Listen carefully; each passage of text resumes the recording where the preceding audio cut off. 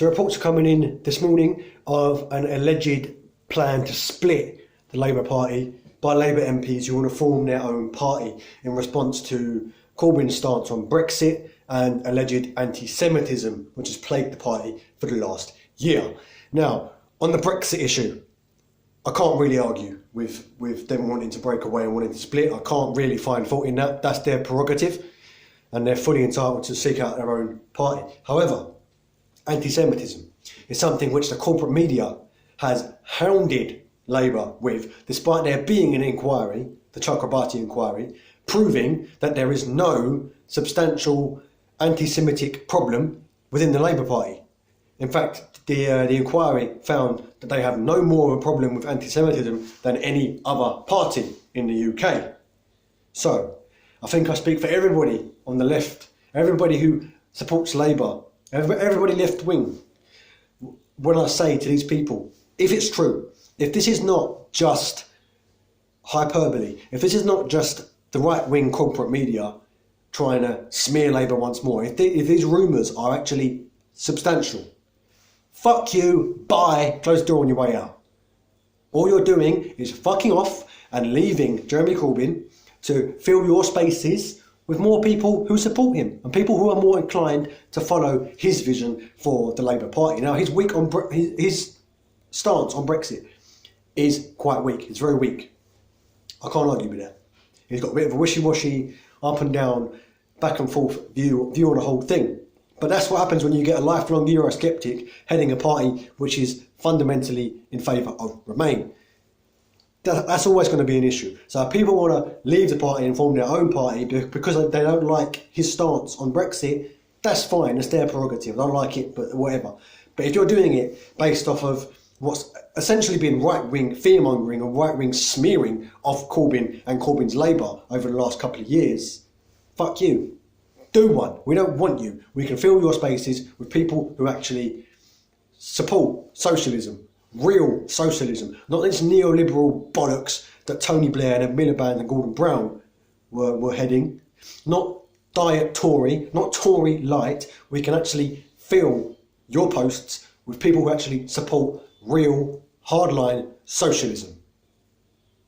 Actual policy, actual hard socialist policies across the board that don't just give the rich more power and the banks more power and more money, that actually help the working people. Because the Labour Party was set up in the early 1900s for trade unionists, for builders, for road sweepers, for railway workers, with real working class people, with real working class stock.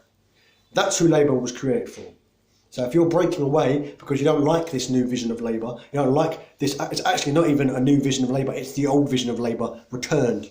The new Labour was Tony Blair and Gordon Brown and their neo-Thatcheresque twist on socialism, basically just diet Tory, as I said. Now, the second headline today is the rumours that the government is planning for a general election on the 6th of June. Now, the last general election was on the 8th of June, which is, incidentally, my birthday.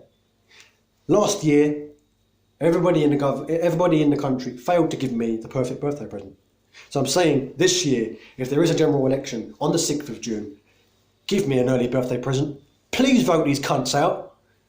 We have seen over the last almost a decade, we have seen increase in homelessness, increase in work poverty.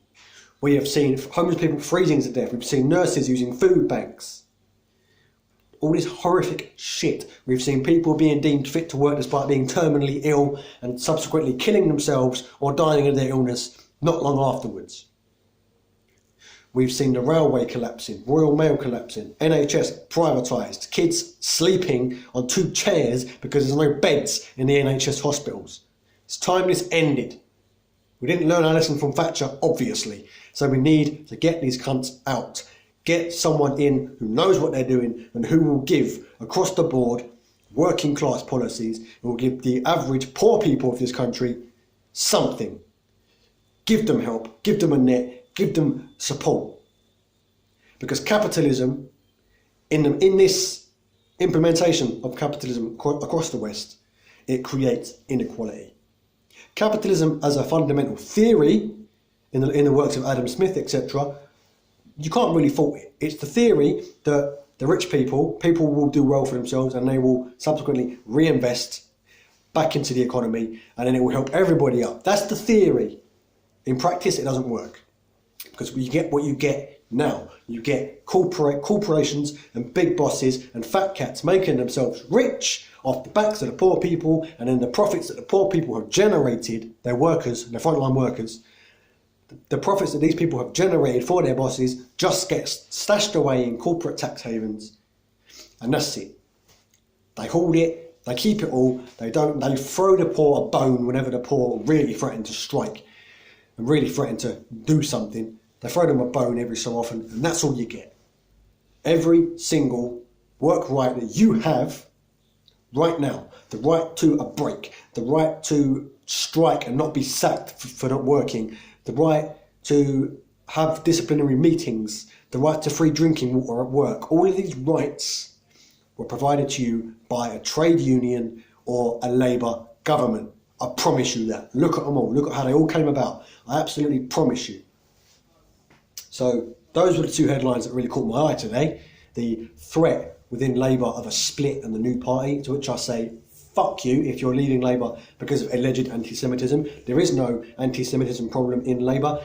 Every single member of Labour who has been found to make public, explicitly anti-Semitic comments has been suspended or has had the whip withdrawn from them.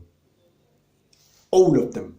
And people like to say Corbyn's anti-Semitic. I challenge everybody watching this, everybody watching this. If you think Corbyn is anti-Semitic, find me one quote from the man.